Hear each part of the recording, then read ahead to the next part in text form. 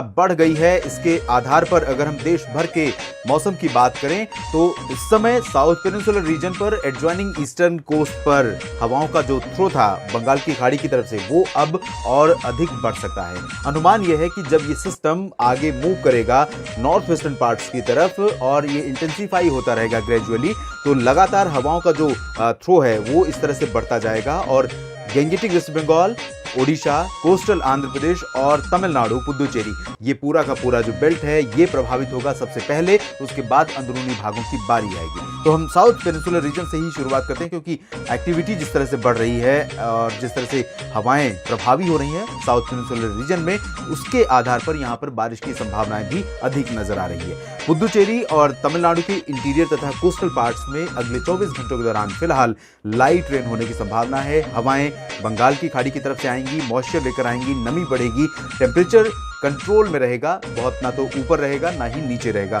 यानी नॉर्मल के आसपास टेम्परेचर यहाँ पर रहने की संभावना है।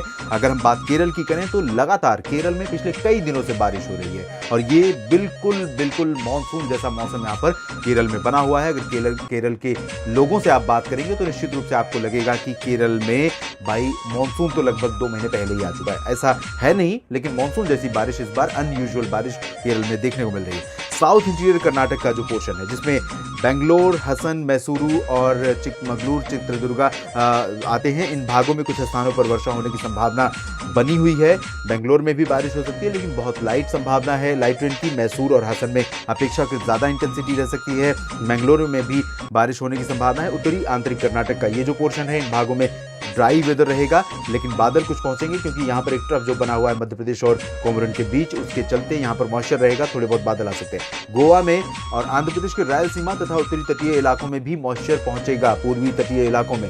इस वजह से उम्मीद कर सकते हैं कि 7 मई को यहाँ पर विशाखापत्तनम हो, नेल्लोर हो या फिर अनंतपुर हो, यानी इंटीरियर और कोस्टल जो पूरा रीजन है इन भागों में कहीं पर भी प्री मानसून रेन्स, थंडरस्टॉर्म और लाइटनिंग डस्टॉर्म की संभावना यहाँ पर बन सकती है। टेम्परेचर एबव नॉर्मल रहेगा आंध्र प्रदेश और तेलंगाना में मेजरली ड्राई वेदर रहेगा। हम खम्मम की बात करें, रामागुंडम या हैदराबाद की बात करें, सभी शहरों में यहाँ पर ड्राई वेदर एक्सपेक्टेड है। लेकिन जैसा कि मैंने बताया जो ट्रफ बना हुआ है सेंट्रल इंडिया से साउथ इंडिया को पार करते हुए कोमोरिन रीजन तक, अरबियन सी तक, वो ट्रफ यहाँ पर थोड़ा सा मॉइस्चर फेंक सकता है। सेंट्रल इंडिया की तरफ अगर देखें, ओडिशा और छत्तीसगढ़, महाराष्ट्र, मध्य प्रदेश, साथ ही साथ गुजरात की स्थिति देखें तो सभी जगहों पर ड्राई वेदर है। और गुजरात में, महाराष्ट्र तथा पश्चिमी मध्य प्रदेश में इन भागों में ऐसे हवाएं आएंगी इस तरह से। तो यहाँ पर कच्छ में और साथ ही साथ साबरकांठा, बनासकांठा, मेहसाना, पाटन से लेकर अहमदाबाद, गांधीनगर, वडोदरा, सूरत तक सभी जगहों पर टेम्परेचर एवं नॉर्मल रहेगा। गर्मी बहुत ज्यादा रहेगी दिन में, बारिश की उम्मीदें बिल्कुल नहीं है। सौराष्ट्र में भी सोमनाथ, वेरावल, राजकोट, द्वारका, पोरबंदर, ओखा और जामनगर, सुरेंद्रनगर सभी जगहों पर शुष्क मौसम की संभावना है। उज्जैन, इंदौर, धार, खरगोन, मंदसौर, नीमच, रतलाम से लेकर भोपाल और आसपास के इलाकों तक भी ड्राई वेदर रहेगा। ग्वालियर संभाग में भी जहां पर आज बारिश हो रही है कुछ जगहों पर, यहां ड्राई वेदर रहेगा। इधर हम पूर्वी मध्य प्रदेश की बात करें तो ड्राई वेदर एक्सपेक्टेड है, बारिश का आसार बिल्कुल नहीं है। थोड़े बहुत बादल आ सकते हैं और धूल भरी आंधी चल सकती है, बस इससे ज्यादा की प्री मानसून एक्टिविटी आप यहां पर एक्सपेक्ट नहीं कर सकते। यही कंडीशन छत्तीसगढ़ में रहेगी और ओडिशा में भी, लेकिन ओडिशा के कोस्टल पार्ट्स में जो एक्सपेक्टेशन है, जो मॉडल का प्रोजेक्शन है, कटक और पारादीप से लेकर दक्षिणी भागों तक, इन भागों में अपेक्षाकृत ज्यादा वर्षा होने की संभावनाएं दिखाई दे रही है। महाराष्ट्र में विदर्भ, मराठवाड़ा और मध्य महाराष्ट्र तथा कोंकण, गोवा का पूरा हिस्सा यहाँ पर मेजरली ड्राई और हॉट रहेगा, लेकिन कुछ एक इलाके ऐसे हो सकते हैं जहां पर मॉइस्चर थोड़ा पहुंच सकता है, जिसमें साउथ मध्य महाराष्ट्र, साउथ कोंकण, गोवा और मराठवाड़ा का रीजन शामिल रहेगा। बाकी जगहों पर संभावनाएं नहीं है। पूर्वी भारत के क्षेत्रों में बिहार और झारखंड तथा पश्चिम बंगाल का जो गैंगेटिक बेल्ट है यानी प्लेन्स का रीजन है, इन भागों में कुछ एक इलाके ऐसे हो सकते हैं जहां पर हल्की से मध्यम बौछारें गिर सकती हैं। इंटेंसिटी बहुत ज्यादा नहीं रहेगी बारिश की, यानी तीव्र बारिश नहीं होगी, लेकिन मॉइस्चर बंगाल की खाड़ी से आ रहा है तो उम्मीद कर सकते हैं थोड़ी बहुत वर्षा की।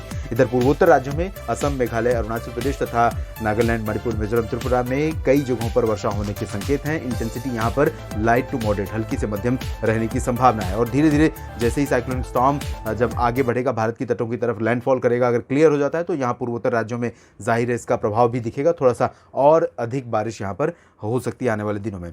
उत्तर प्रदेश के पूर्वी भागों में भदोही और सोनभद्र, मिर्जापुर से लेकर वाराणसी, गाजीपुर, मऊ, बलिया, आजमगढ़, गोरखपुर, जौनपुर से लेकर प्रयागराज और कानपुर, चित्रकूट, लखनऊ, कान और अयोध्या, बाराबंकी, रायबरेली, अमेठी, बहराइच, इन सभी भागों के साथ झांसी और आगरा समेत मेरठ, बरेली, ये जो पूरा रीजन है इन भागों में ड्राई वेदर रहेगा।